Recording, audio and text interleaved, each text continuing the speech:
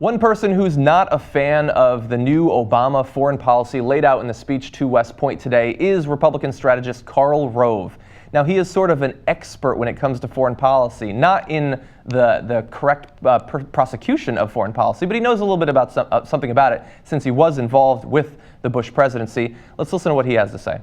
President Obama's speech today is going to further disappoint our allies. They're shaking their heads in capitals all around the world, and it is going to embolden our adversaries. Iraq is falling back into conflict, is being unduly influenced by Iran. Do we think that if there were U.S. troops still in Iraq, that the Iranians would be flying over Iraq in order to resupply the Syrian dictator? And then he said, Ukraine is a success.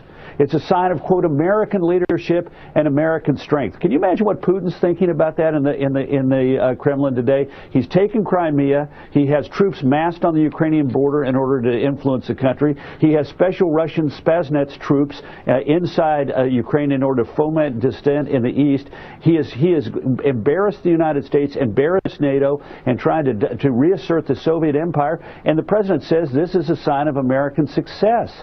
And the speech was not anything new. It is what we've said before, put together with nice packaging and with a few new straw men. And it has done nothing to advance the strategic interests of the United States.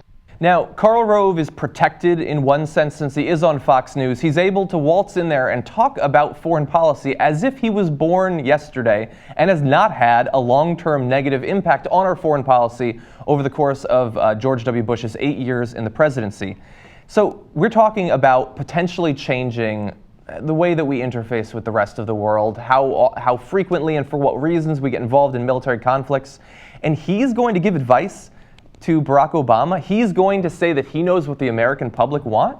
Has there ever been a bigger joke on Fox News than that? He was there. He was in the ear of George W. Bush as we got involved in two of the most disastrous foreign wars we've ever been involved in. And, by the way, the longest foreign war we've ever been involved in Afghanistan. He said in that clip, "Do you think that Iranian planes would be flying over Iraq if U.S. soldiers were there?" You have a good point there. But I would argue they also would not be flying over Iraq if we hadn't taken out the Iraqi government so many years ago. The region is destabilized not because Barack Obama followed the will of the American people and pulled our soldiers out. The region is destabilized because you set it on fire. You did that because you had influence over George W. Bush. How many, if we had the choice, would go back and redo the conflict in Iraq, the conflict in Afghanistan? Who would actually agree with what he wanted done when it comes to the Middle East? Iraq and Afghanistan were failures. And they weren't failures because George W. Bush just couldn't do what he wanted to do in the Middle East. They were failures because they were two examples of the successful implementation of a fundamentally flawed approach to the world, an approach to how we deal with the world when it comes to our military. They got their chance, and their chance led to the deaths of hundreds of thousands of people. I don't think that we can afford to give them another try. I don't think that we can afford to let them have the reins of power when it comes to Syria, when it comes to Ukraine. He was talking later on in that clip about how Vladimir Putin is laughing at us in the Kremlin. Yeah, Vladimir Putin's got a great sense of humor. I wonder if George W. Bush was able to tell much about his sense of humor when he was looking into his eyes and saying that he saw his soul. What the fuck did George W. Bush do about Vladimir Putin when he was president? The conflicts in Syria didn't just develop in the past couple of years. The conflicts in Iraq and Afghanistan did not just come about during Barack Obama's time as president.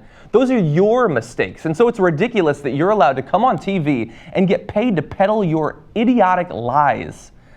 I think that the American public they're too experienced now with the neocon game. I don't think that they're going to get drawn into it again, but he would love nothing more than for 200,000 American troops to be plopped down in the middle of Syria to get shot at by extremist al-Qaeda terrorists on the one side, the rebels who don't agree with us fundamentally on our politics on the other side, and the Assad regime from the last side.